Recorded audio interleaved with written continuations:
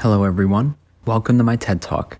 Today, I would like to discuss the ethical issues surrounding consumer genealogy.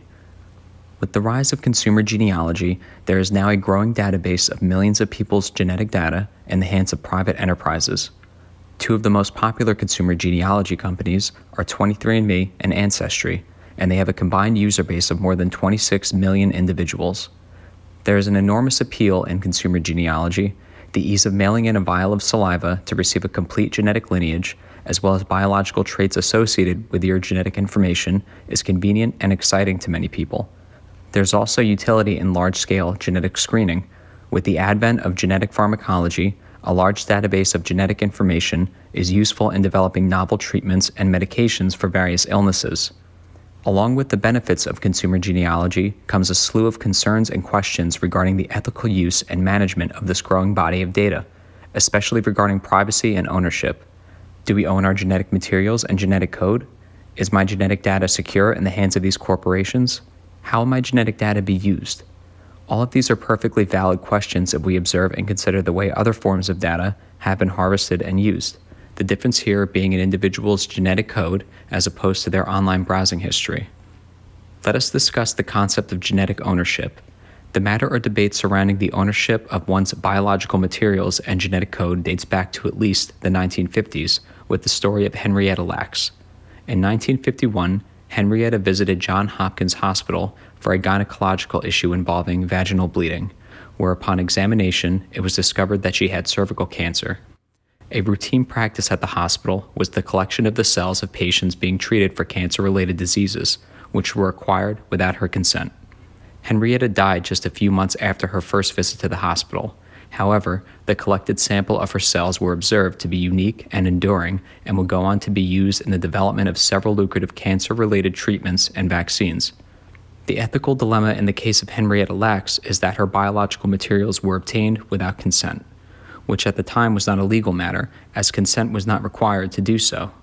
It would not be until the 1960s that formal ethical guidelines regarding patient consent would develop in the form of the Declaration of Helsinki, which broadly covers several ethical implications regarding patient rights as they pertain to medical research. The legacy of Henrietta Lacks and HeLa cells has not only provided tremendous opportunity for developing new medical treatments, it also serves as a historical footnote regarding privacy and ownership of our genetic materials. Additionally, Henrietta's descendants have not been legally entitled to any compensation from the lucrative treatments her own cells were used to develop, as cells and genetic material cannot be patented. How then might we apply this to large-scale genetic screening involving millions of people? In 2018, the consumer genealogy company 23andMe merged with GlaxoSmithKline, a private pharmaceutical company who bought a $300 million stake in the company. This body of genetic data now in the hands of a new private company has raised concerns in both 23andMe's user base as well as healthcare professionals. A question some healthcare providers ask is if the intended use of 23andMe's database is meaningfully expressed and comprehensible to new users in their policy pages.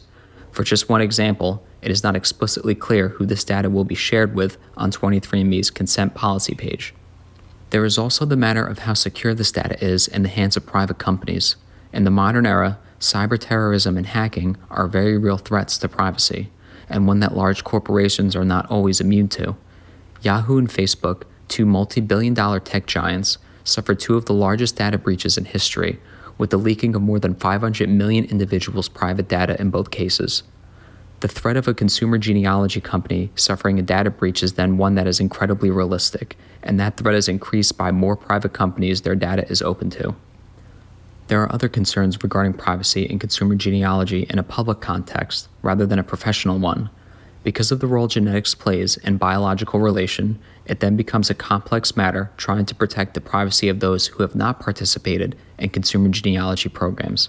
Danielle Tuscher, a woman who used an anonymous donor's sperm to conceive her daughter, was able to track down the donor's relative through 23andMe's database using her daughter's saliva. This is a clear violation of the donor's privacy, as it violates the anonymity assured by Northwest Cryobank, the sperm bank that Tuscher used to obtain donor sperm. Northwest Cryobank threatened Tuscher with legal action, but is there any meaningful way to safeguard genetic anonymity in the era of consumer genealogy?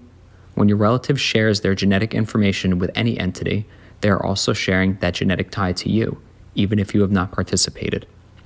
The concept of genetic discrimination is additionally a point of concern in the discussion surrounding consumer genealogy and privacy, regarding how one's genetic information could be referenced by employers or private insurance agencies.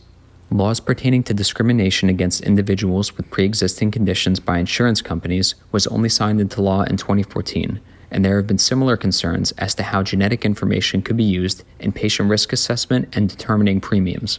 This is based on the way genetic data has been used to associate types of illnesses to specific genes. For instance, perhaps a private insurer or employer may find an individual unfavorable or costly if they are considered to be genetically predisposed to a high risk of cancer or similar illness. Thankfully, there exists a legal framework in the form of GINA that prevents this type of discrimination. There are clearly many complexities when it comes to discussing the ethical issues surrounding consumer genealogy. One of the primary issues is regarding consent and making sure that individuals are thoroughly informed as to how their genetic data will be used by these genealogy companies, as well as the assurance that this data is secure and utilized in an ethical manner. There are also issues regarding public privacy and anonymity, as anyone who has personally participated or has had a relative participate in a consumer genealogy program is, for all intents and purposes, no longer genetically anonymous if there is someone searching hard enough. As time goes on, it is important that we are vigilant about adapting our legal framework to be able to accommodate these challenges. I believe it is important to have a legal framework with a strict focus on transparency as to the intended use of genetic data.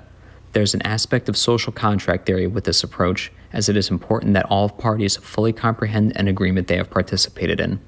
I also believe deontological methods would be appropriate for enforcing laws regarding genetic privacy, as there should be a clear outline of what will constitute an abuse or misappropriation of genetic data in a way that makes it distinct from other forms of data. I believe genetic data to be so intimate and personal that it warrants this kind of distinction. With this presentation, I hope you are more informed of the various ethical concerns regarding consumer genealogy and are more able to participate in the conversation surrounding them. Have a wonderful day, everyone.